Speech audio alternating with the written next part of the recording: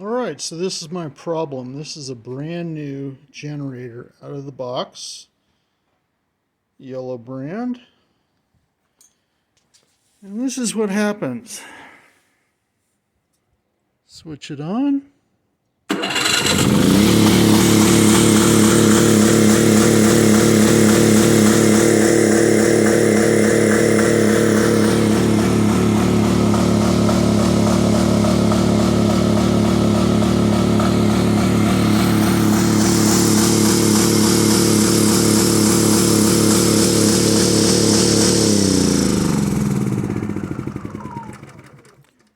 And of course, it's the weekend. There's no customer service or troubleshooting available. I should have bought a Honda.